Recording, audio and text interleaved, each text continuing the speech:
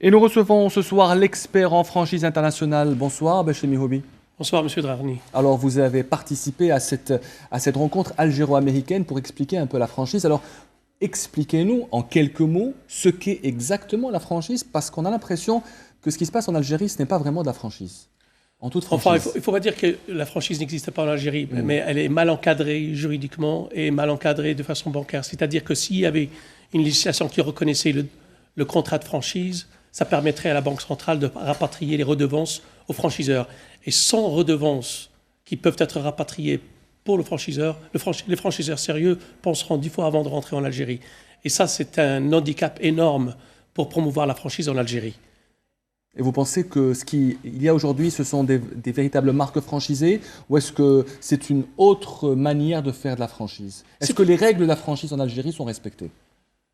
Je ne peux pas vous dire exactement. Il y a quelques marques, quelques enseignes qui sont sérieuses, qui sont en Algérie. Est-ce qu'ils ont un contrat au lieu de redevances sont payées de façon par la Banque centrale ou autre? Je ne sais pas. Mais je sais que de grands franchiseurs qui existent dans le monde actuellement hésitent avant d'entrer en Algérie parce que, justement, ils s'adressent à leurs conseillers qui leur disent il ne faut pas rentrer en Algérie tant qu'il n'y a pas de rapatriement des redevances par la Banque centrale. Alors, vous êtes un conseiller du gouvernement américain dans ce domaine. Vous avez même aidé à développer des franchises.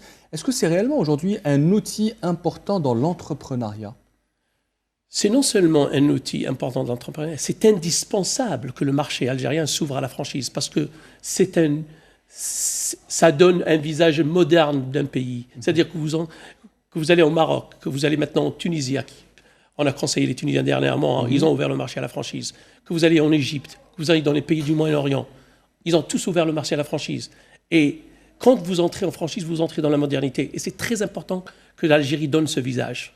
Est-ce que vous conseillerez les entreprises étrangères d'ouvrir une franchise en Algérie? Pas maintenant, pas tout de suite. En toute franchise? Pas tout de suite. Quand alors? Tant que justement il n'y a pas, la Banque centrale ne permet pas le rapatriement des redevances, on revient toujours au même sujet, je ne pourrais pas, en tant qu'avocat ou conseiller international, leur dire d'entrer en Algérie, parce qu'ils auront un handicap. Et comment aujourd'hui est-ce que les compagnies étrangères peuvent conclure un contrat de franchise en Algérie? Comment trouver le bon franchiseur? Parce que c'était le thème de votre conférence hier. Comment trouver aujourd'hui le véritable partenaire pour ouvrir une franchise?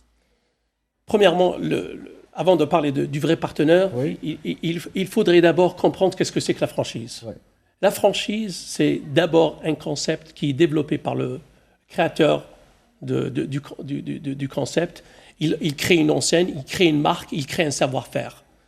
Et il y a un contrôle un peu plus sévère par rapport à la distribution de produits ou de licences, c'est-à-dire que le créateur, le propriétaire de la propriété intellectuelle, qui l'enseigne, la marque et le savoir-faire, va vous imposer certaines règles à suivre.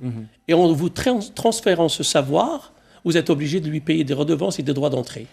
Et c'est comme ça un petit peu qu'on définit la franchise. Et ça prend une certaine formation. C'est-à-dire, si vous prenez un exemple de McDonald's, ou Pizza Hut ou KFC, vous allez être formé pendant un certain temps. Vous allez d'abord être sélectionné sévèrement et être formé pendant un certain temps avant que vous ayez le pouvoir d'ouvrir la franchise dans le pays. Parlons de l'Algérie. Il y a beaucoup de marques étrangères qui sont représentées. Pour prendre les exemples des marques de vêtements, par exemple Zara, Jules, Célio, Mango, Levi's. Est-ce que ces marques sont une franchise ou est-ce que c'est une autre forme de distribution en Algérie? Je dirais que c'est mieux de parler de distribution à cette heure-ci. Mais eux parlent de franchise.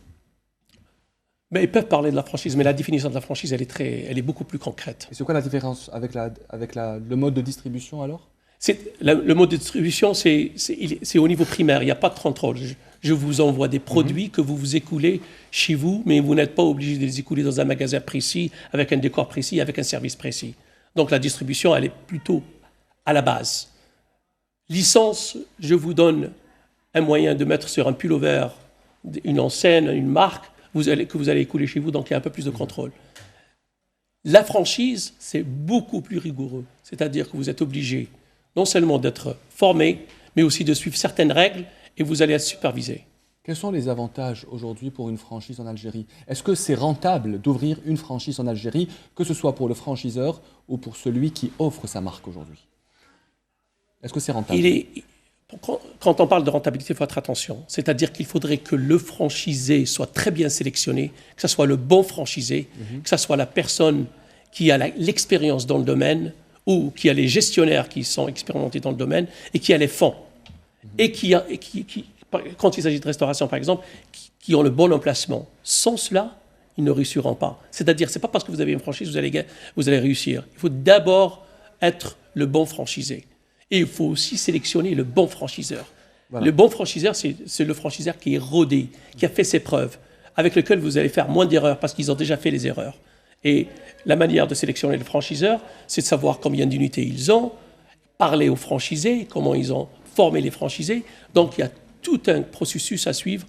Le franchiseur doit bien sélectionner les franchisés, mais le franchisé doit aussi bien sélectionner les franchiseurs. Est-ce que le gouvernement algérien encourage la franchise? Parce que quand on parle des règles émises par la Banque d'Algérie, on pense le contraire, M. Mihoubi. Qu'en pensez-vous?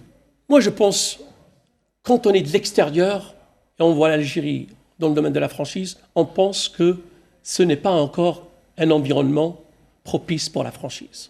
Et ça, c'est très important que le gouvernement le sache.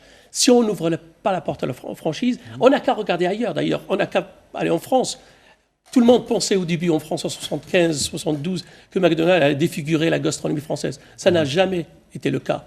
Au contraire, McDonald's Europe est géré à partir de Paris, et c'est un restaurant qui est très rentable.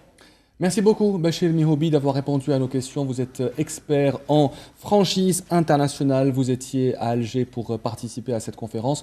Il faut préciser que vous êtes installé à Atlanta, aux États-Unis, depuis plus de 30 ans. Merci d'avoir répondu à nos questions.